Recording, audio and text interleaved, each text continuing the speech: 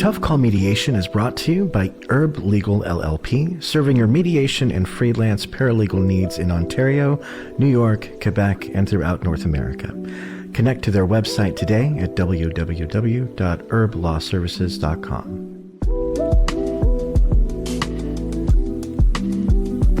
Hello, and welcome to Tough Call, a mediation podcast. My name is CT Ehler, and I am here with my lovely friend, Dale Sheldon. Hello. How you doing? I'm good. How are you? You know, we actually are biting off a lot because some people just start off a podcast. We are doing two. We're doing, you know what? If we consider it that way, because so many podcasts, what was it? They fail with it before even like 8 episodes. I know. I mean, not that we've even released one yet, but we've recorded like nearly 20. Every mountain. Yeah. We're here. We're doing really here good. for it. We are involved. We have invested. You know, and we are starting to really enjoy trying this format out. Reading from Reddit, Am I the Asshole? They're very popular and for good reason, but trying it from a mediation perspective and from a Reverend Dale Sheldon perspective. Right. I'm not. I have a card. That's it. That I took 5 minutes and $50 online in the year 2002 or whatever year it was. Okay, so we have 2 today. And as we like, our format is pick one from Reddit and one that maybe people can send in. All right, so which one would you like? Do you want the Reddit one or the one that we got in from a friend of a friend of a friend? I don't know. You pick. Heads or tails? I wish I had a coin. I don't carry coins anymore. Heads. Okay, so it's this one. All right, so this came from Reddit, and we'll see how it goes. So she writes, am I the asshole for telling my super rich friend that she is unbearable to hang out with? Okay. I mean, yeah, rich friend, it already sounds... Depending, potentially unbearable. Maybe, yeah. Already some descriptors that are a little bit telling, right? Yeah. Okay, here we go. I mean, it is really self-explanatory, but I'll give some details. My bestie since childhood, let's call her Jenny, has her finances secured. She, 35 years old, built and made an exit from a business that is making her insanely rich. She comes from a very humble background, and I can confidently say that she has earned it by working for it. I come from a pretty average background and have a pretty average job today. So does most of our friends. I don't miss anything, and I do have savings. I can go on trips, etc. Her story is a fairy tale, and we are all super proud of her.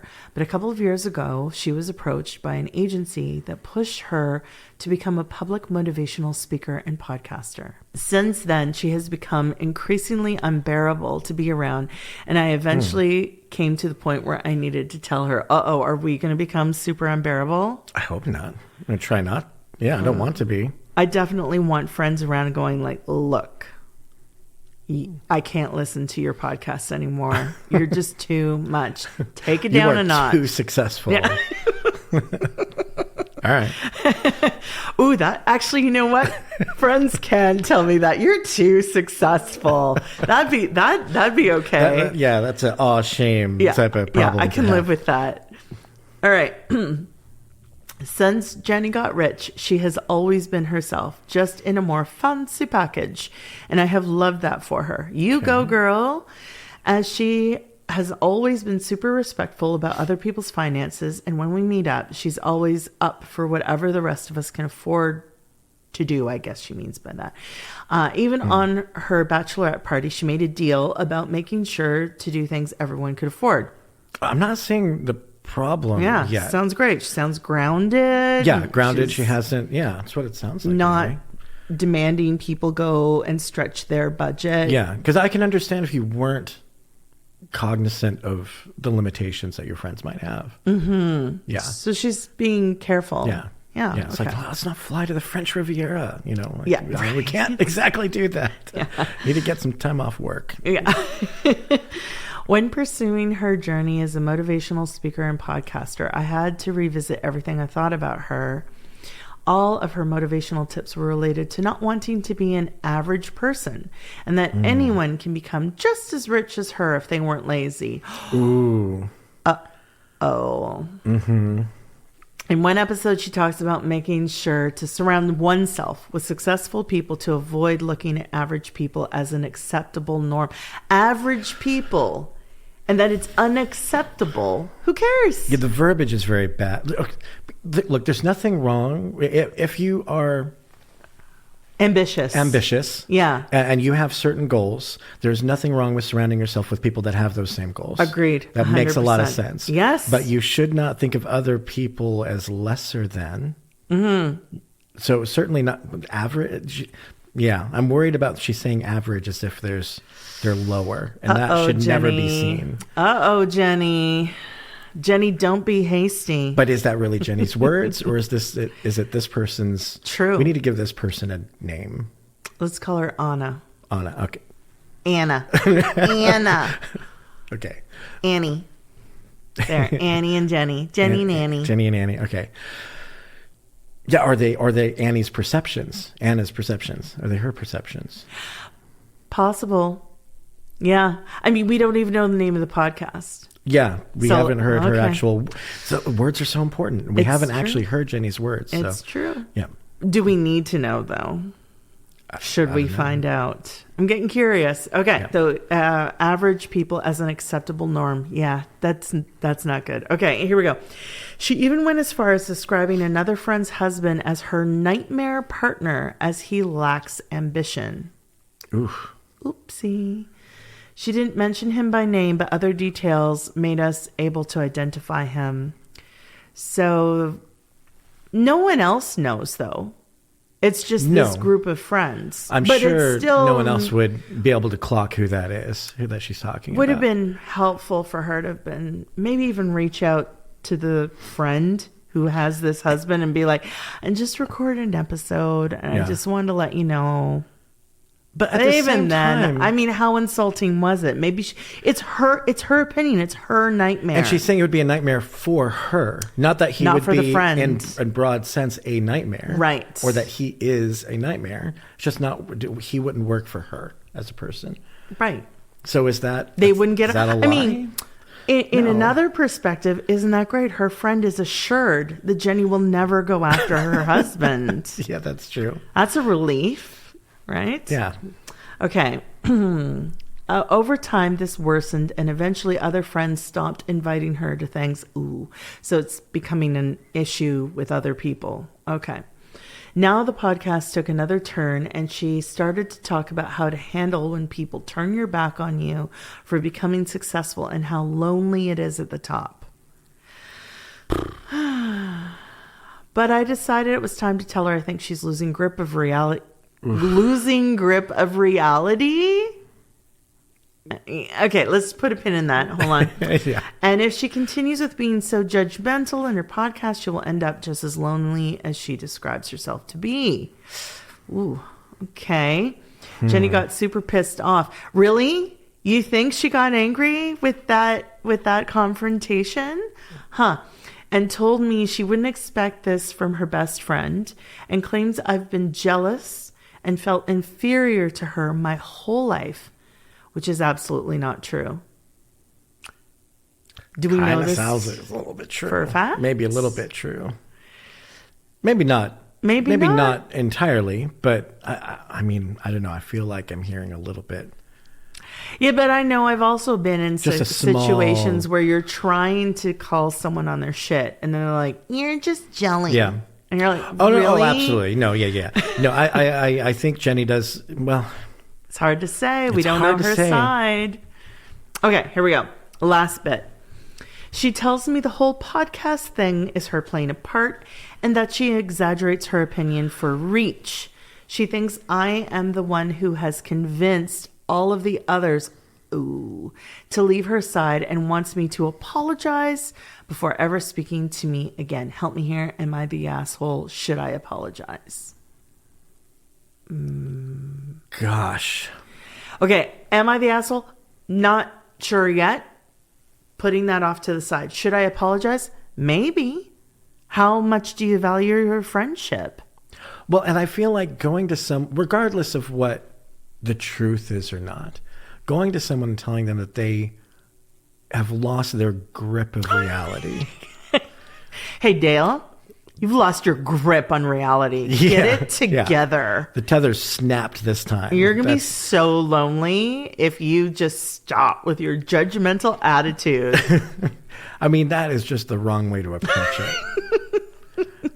So, how would you take that, Dale, if I said that to you not right well. now? I think it would and be I'm pretty easygoing. You can say a lot of shit to me. I'd be probably okay. It's how it's how you approach something. My God. So I think there is certainly room for an apology. An apology on how she confronted the situation, not apologizing for potentially addressing the situation. Like maybe she could say, look, you're right. I apologize that I came on heavy with this. I'm just trying to tell you that me and the other friends are feeling some disconnect from you. Maybe even a little bit of a betrayal because they're using bits of their life without real permission, maybe. Because, I mean, I don't know. But it sounds like it's so generic. It's very yeah, and it's very lopsided. I mean, they're getting more, obviously, increasingly offended. It might not be Annie. It could be someone else in their friend group who actually is legitimately jealous and could be stirring the pot. We haven't broken down all of these other parties. And that's something that I think, here we are. I'm going to put my mediator's hat for a moment on. Yeah. We're very well aware as mediators of knowing that when two people, just two people, let's imagine it's just two people for a second, are at odds and have a conflict. We're sometimes more aware than they are in the moment of how much they've pulled an audience to their problem. They've gone to a peanut gallery, a friend group, family, colleagues, coworkers. They've whinged and whined. And depending on how extroverted or introverted you are, depending on where you are in the gender field, depending on where you are culturally, there are certain norms where you have someone who can internalize problems and not say anything. And then another person who is, everybody listen to my story and I don't know what to do. And Annie is obviously a listen to my story and I don't know what to do. Yeah. She needs people to weigh in before she apologizes. So I would think she's probably more susceptible to pulling an audience. And there is this larger friend group who may have been, I don't even want to deal with Jenny anymore because I can't stand listening to her podcast because she's so haughty and she's so superior. She's so judgmental. And if that exists, there's nothing that Jenny can do about that. No. That's not her problem, unfortunately.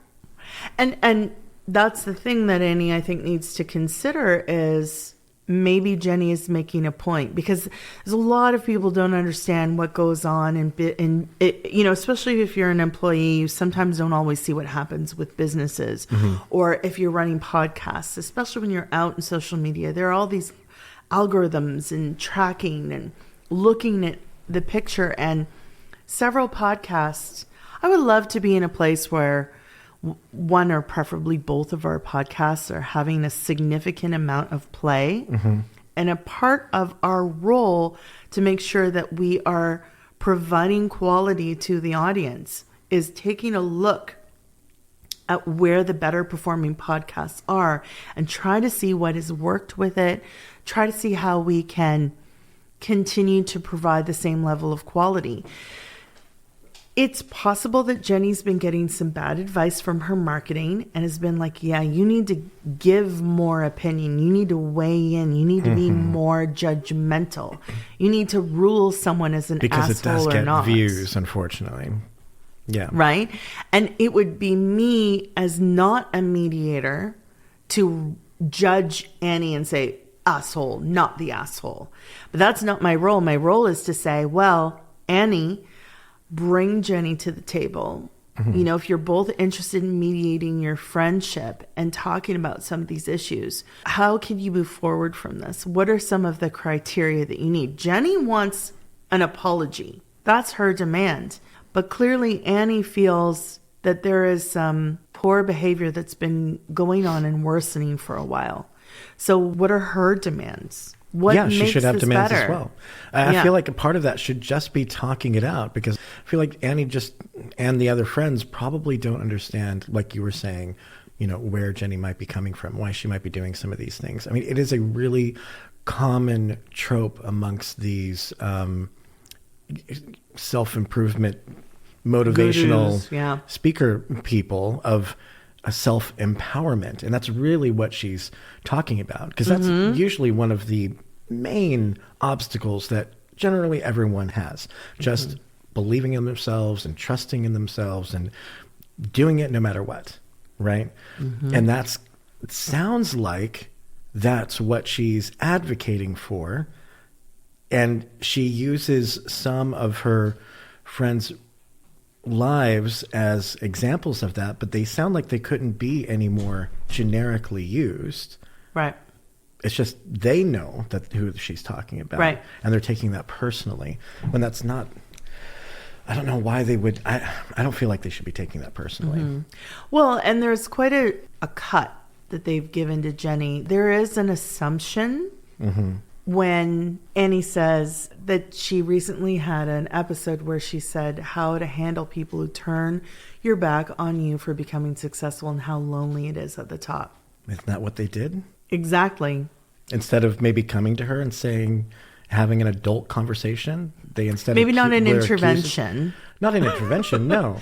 Hey, But Jenny, come over for tea. Now listen, we don't like you anymore. But You've only been a real one bitch of the group actually went to her. Exactly. And they did, and she did so in an accusatory way. Confrontational way. So yeah, of course that's how she felt. Right. And if she continues being so judgmental in her podcast, she will end up just as lonely as she describes herself to be. Wow.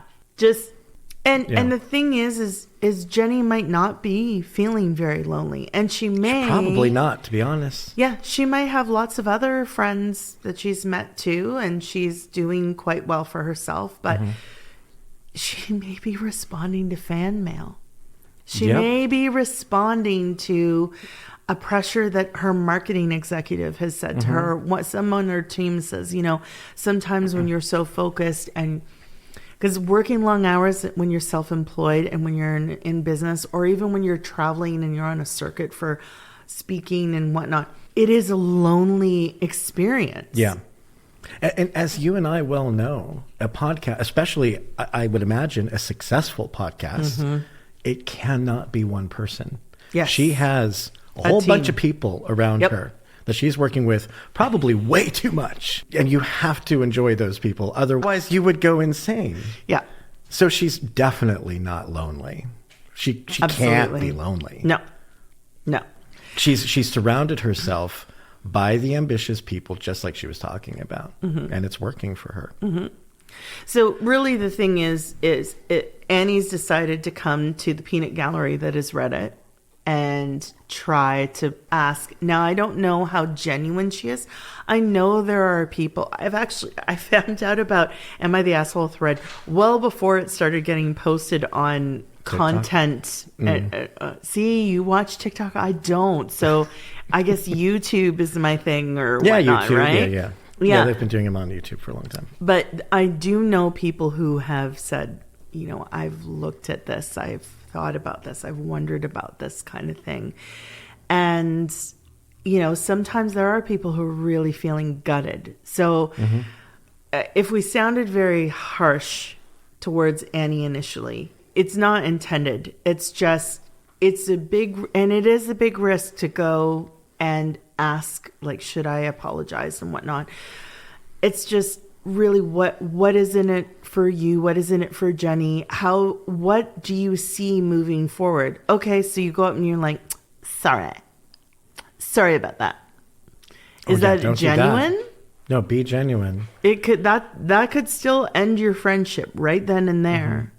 And how that confrontation came out is messy. So how do you clean it up? Yeah. And cleaning it up can be maybe something that needed to happen to deepen your friendship, because there could have been some drifting apart. You know, she does live in a different socioeconomic bracket. It does change things no matter what. And while all you all are staying the same, Jenny is living a very different lifestyle. Yeah. So she may feel actually very lonely sometimes.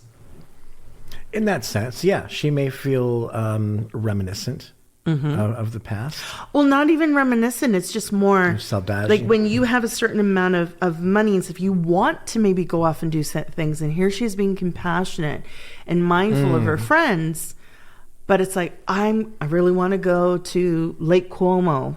Yeah. In Italy and just hang out there and just, da-da-da-da-da. Yeah. None of my friends can go. I guess I'm going to go by myself. Yeah. Or maybe with someone but you and I, we like doing things alone. We're okay being alone, yeah. Sometimes people just don't like, I actually prefer traveling alone a lot of the time. I love my husband very much, but... No, but even before I met him, like I've always actually enjoyed traveling alone. I do. We are unusual, though. Yeah. Yeah. Most people aren't like that. They're like, I remember the first time I went to the Philippines alone. Yeah. They're like, you're going alone? Like yes. Yeah. What's the problem? I sure am. There's a very, very good friend of mine. We're sisters from another mister. I've known her forever. And we had the discovery of each other as travel buddies. And she is banned from going on a trip with me ever again. And as am I, because we are just not a good match. Okay. I told her, if I'm ever on a trip with you ever again, I will throw her off a bridge. Throw her into a river. So that's from her other podcast. But I'll find the nearest river I can. And she gets it. She respects it. She knows. And she was consequently irritated with me because I do like making a lot of plans and doing a lot of research. But when I get there, I like to see where things take me. Yes. And I'm open to changes. It's okay if I find a better deal, or if I decide I want to go to a different restaurant, or if I want to go check out a different area. Not her. She has an itinerary. Everything must be. I hate itineraries. Well, then you can't travel with her either. Because it is down to the minute. Ooh. It was very important that we stuck to this schedule, that we did very certain things at this time. And I remember her getting very upset one time when me, her sister and me, we were sitting around having lunch, and the other person and I, we're taking our time eating, and she's getting more and more worked up. And she's because you need to go. Quivering. Well, she wasn't saying anything initially. Yeah. Right? And finally, her sister turns to her and goes like, what's up? She's like, we have to go. We only have 2 minutes to get to this. And we're like, oh, okay. So, and she's just walking as fast as she can to get to this place so that we can get to this area. And in the back of my mind, because her sister's trying to run up to catch her, but I'm taking my time. I'm already getting annoyed. I was just like, it's a little passive aggressive. Well, no, it's walk extra slow. I didn't walk extra slow. I didn't walk. That would have been passive aggressive. But I'm just taking my time because this wasn't like a ferry that left on a schedule. This was going to like one of those rent-a-tuk cab. Yeah. Driving. What country was this in? This was in Thailand. Okay, yeah. Actually. So, So you can just privately hire. Oh, there are a million of them. Yeah. On the street. So we're not missing anything. Yeah, and they cost like a nickel. So you're going to be fine. So what's the big deal? Why do we have? Because this is when she scheduled that we were going to be hiring. Who schedules a took? That's what she scheduled. Okay. And we were not sticking to her time frame. All right. So I mean, literally, you could just spit and hit one any direction. They're all over the place. yeah. And like she had, because of how she compared, we had to fly to Koh Samet. This is the only time I ever went to Koh Samet. I didn't go to the other. I've gone to other islands in Thailand ever since, but that one was just with her, and I didn't like it.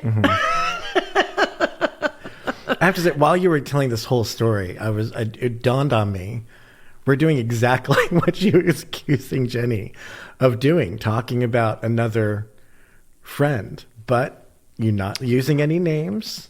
You're not saying you're not saying she's less than. You're just saying you have different personalities. Oh yeah, because disconnect. the thing is, she travels very well with her husband. Yeah, her husband actually loves it. He's yeah. very, very happy.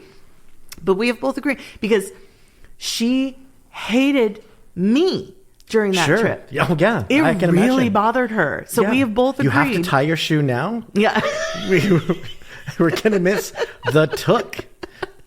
Yeah. So we both agreed. We love each other. We just can't travel together. It's just Yeah. not. We'll meet. Yeah. We'll meet each other when we get there. Yeah. I have a cousin that I travel with. Usually, we've gone to England, I don't know how many times now. And it's usually for a couple weeks at a time. But it works well. Right. Because she does schedule out everything ahead of time, but it's a suggestion. We're both very much fine with then something comes up and it's like, oh, Yeah. I didn't know this was here. How about we go off and check that out? And you're like, cool. Yeah. Yes, exactly. And it's okay. Once in 100 years, the Loch Ness Monster will appear. How about we go and check it out? Sure. Not with my friend. She'd be like, But it's once in 100 years. It doesn't matter. But we didn't put it in the schedule. Yeah. So it's nope. We're going to miss getting into Blenheim. That's open all day long. But we have to be there at a particular time. But the thing is that there's another friend of mine, since we're talking about this, and she prefers to be more scheduled as well. And she's explained it to me over the years, because this person, we've made it a joke. It's like, we can't travel together. Ha ha ha ha. So this other person said, well, I think you're really annoying for being too flexible. Like, it actually bothers me, because she ended up saying that when she was traveling with a particular person, what she hated was she had made certain plans. She felt that she was making the plan. I'm just going to call her Connie and the other one Trish. Okay. So Connie and Trish have made this trip together. Yeah. They're going to go off together and do this thing. And because Connie had been there before, she had some ideas. And Trish said, oh, yeah, sure, cool. Like, you know the area. I'm good with whatever you want to do. Okay. And Connie said, great, but what are the things you'd like to see? And she goes, well, I'd like to see this and this. And that's it. But it really bothered Connie. Like, why don't you this is it? You just want to go see, like, this one thing? Okay. I'm not understanding why that would bother someone. I'm telling you how Connie's explaining it to me. Yeah. And so she said she felt so stressed out the entire, I think it was like a 10-day or 2-week vacation that they were together. And she's going on into details. And finally I said, okay, but Connie, why was it bothering you that Trish was so flexible? She seemed to have a really great time. She seemed really adaptable. She goes, I felt personally responsible. I felt like I was getting no input.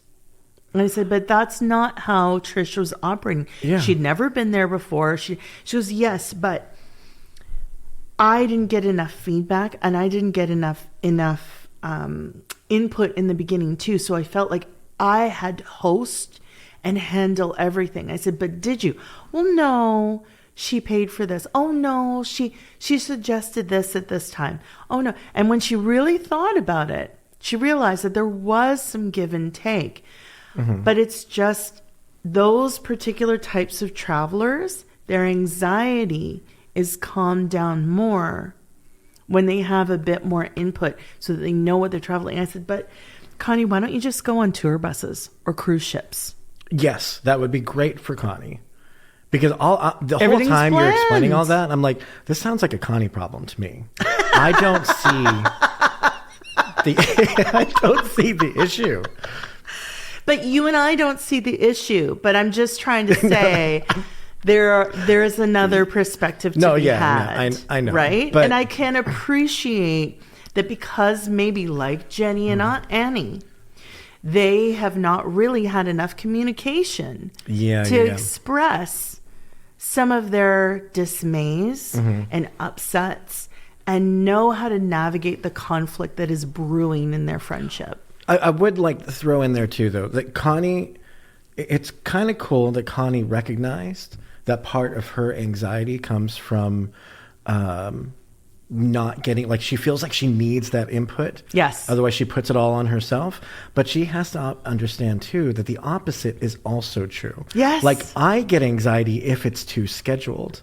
Because I don't 100%. I feel locked in, bound, confined to the point where, and also what I've noticed with a lot of people is, and especially when you have travel plans, you cannot do it down to the nth degree because that's impossible. That is not how life works. Exactly. And you watch people have meltdowns and turn into those you have to go with Karens the flow. And whatnot because they were expecting the ferry to arrive as scheduled at this time, and it is not here. What happened? Well, there could be an emergency. Yeah. They could. Well, you know what? It's Scotland. That happens.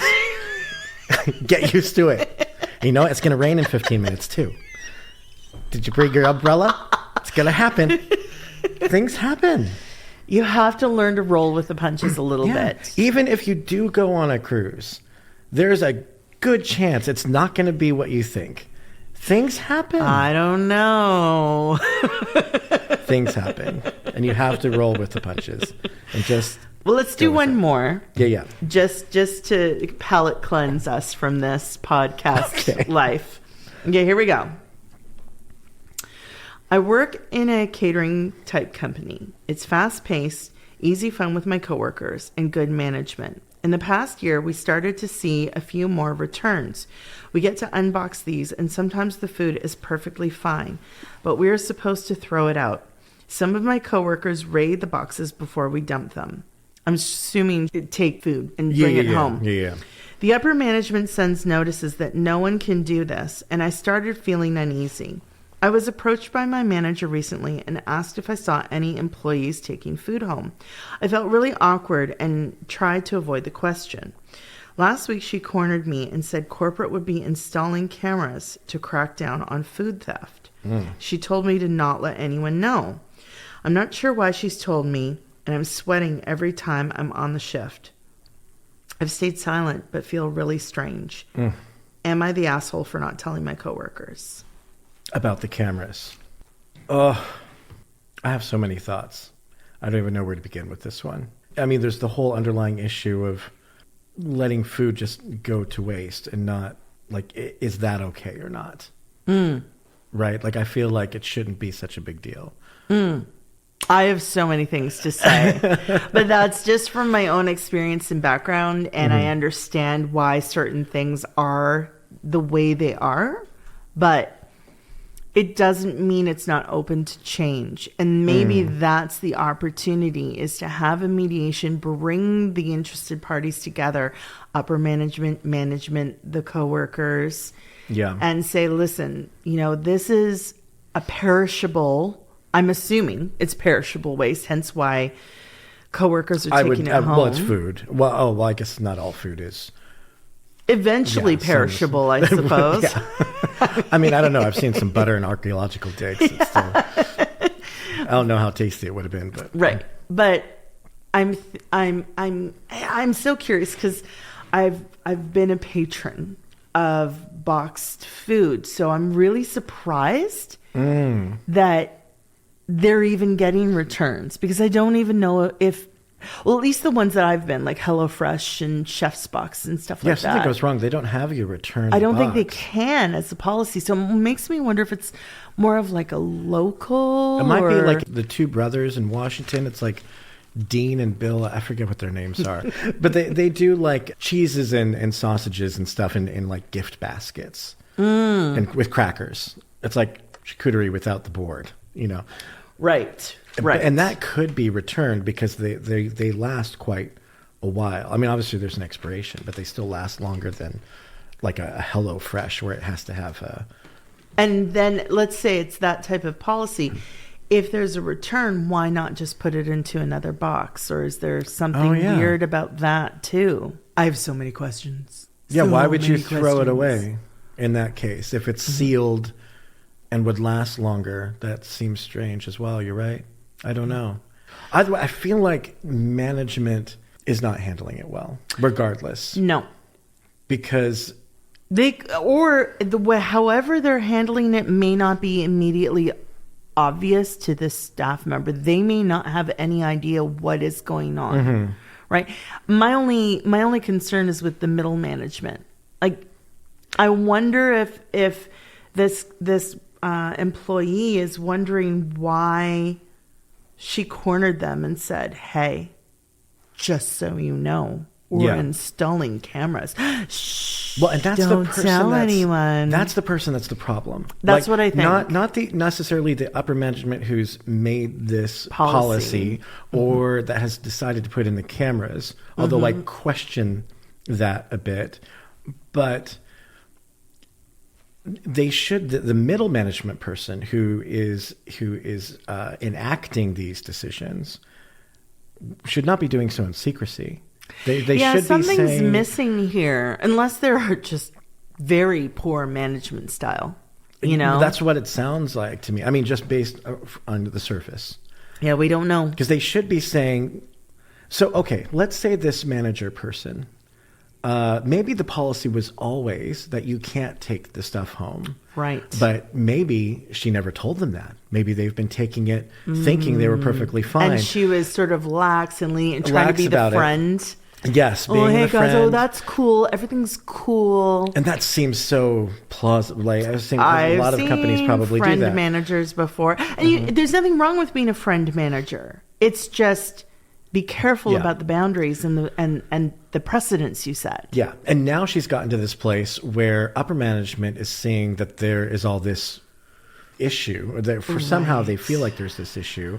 Now she's stuck. Does she acknowledge that she messed up and wasn't clear on the policies? And a good manager would go to her team and say, "Hey, Listen. look, either I wasn't aware, which wouldn't really be truthful, or better, look, I messed up a little bit. I was too lax on this policy. We cannot take this home.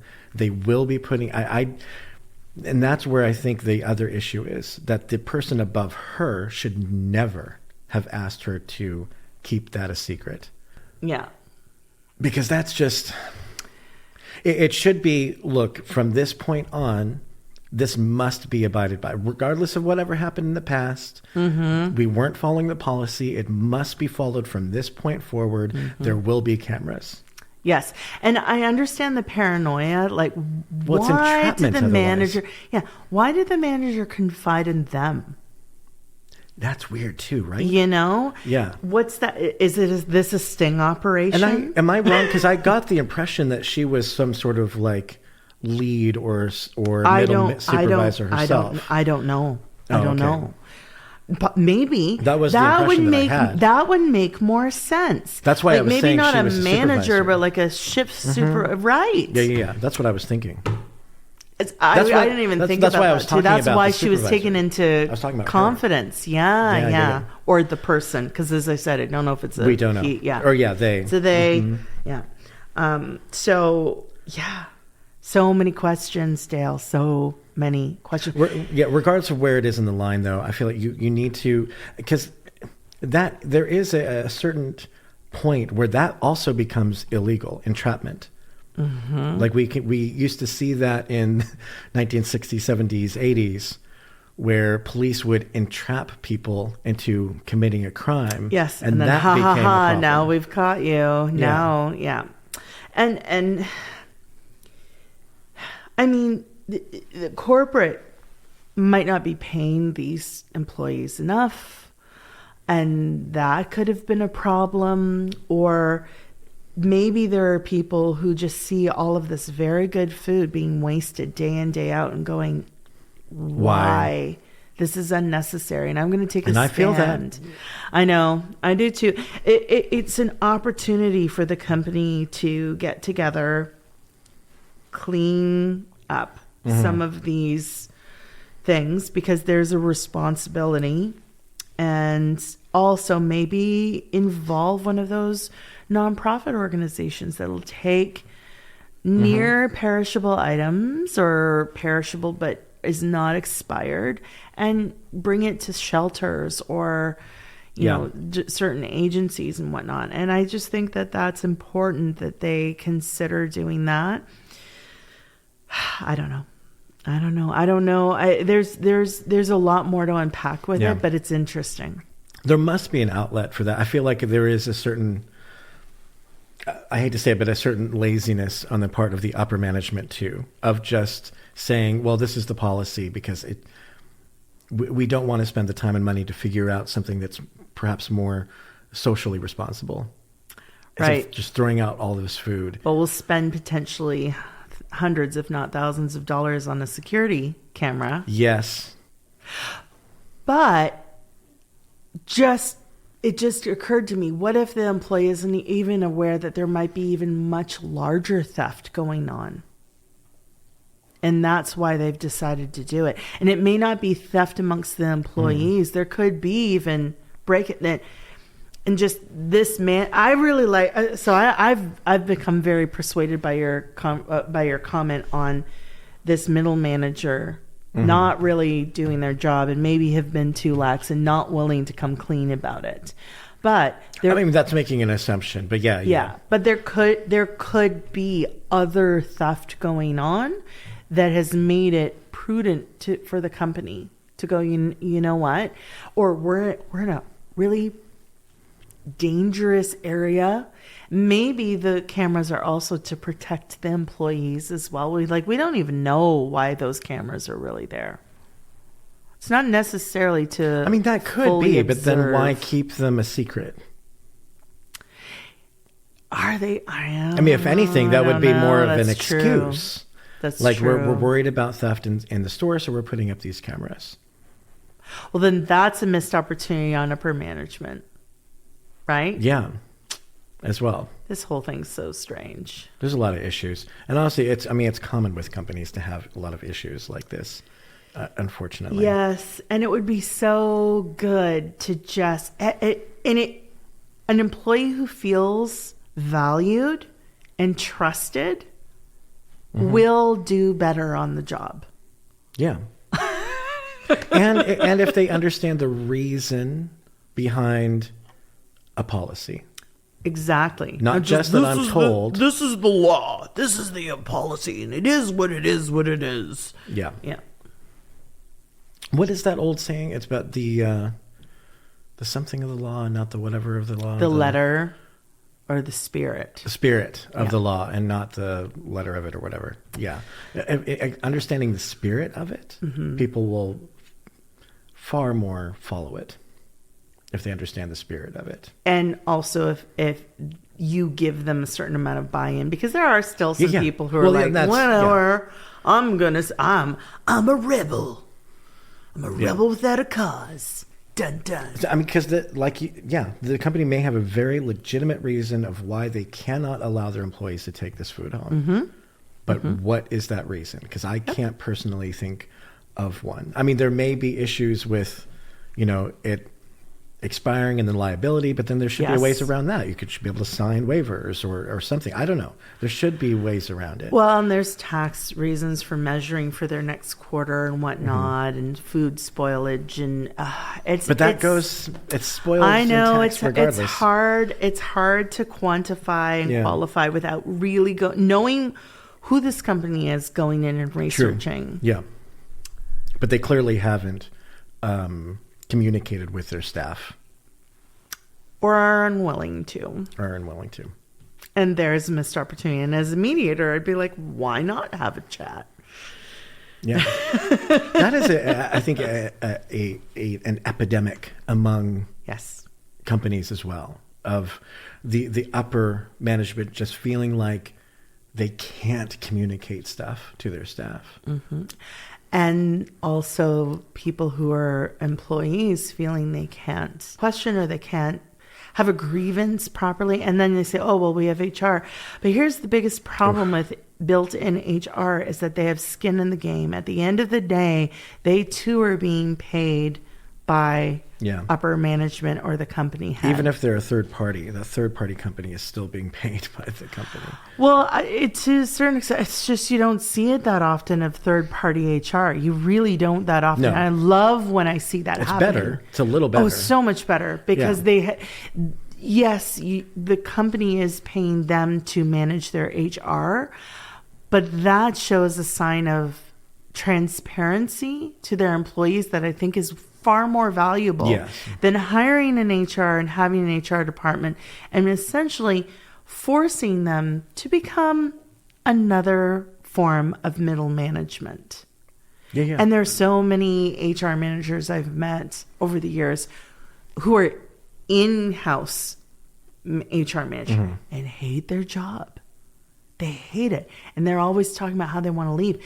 And when I've listened to them, it sounds to me time and time again is that rock and a hard place. They're in the worst possible situation where they see everyone's issues above and below, and no one's listening to them because no one has faith and trust in them. So I am far more inspired by companies that are going, we're going to have third-party management come in for HR.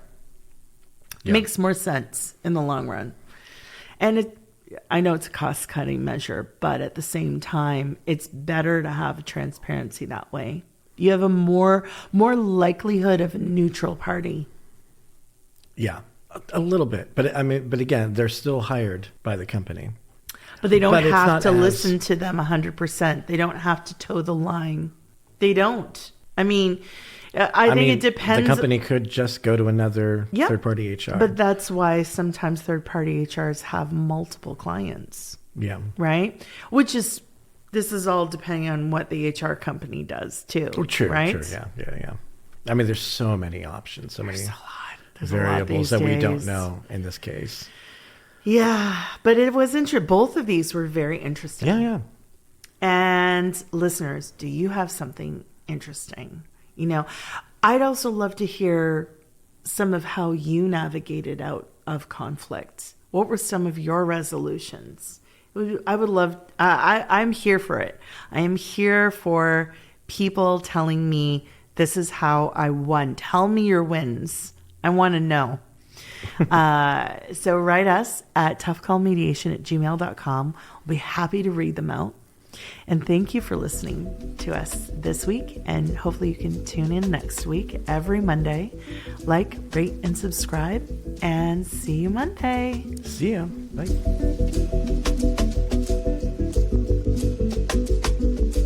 You've been listening to Tough Call, a mediation podcast hosted by C.T. Ehler and Dale Sheldon. Please follow us on Facebook, Instagram, YouTube, and Discord. This podcast was edited by Jean Sarrazin, with social media and marketing by Jazz Virbati and Hope Ursek. Original music by Ty Ray Lawton. This podcast was sponsored by Herb Legal LLP, where you can find more episodes at www.herblawservices.com. Thank you for listening.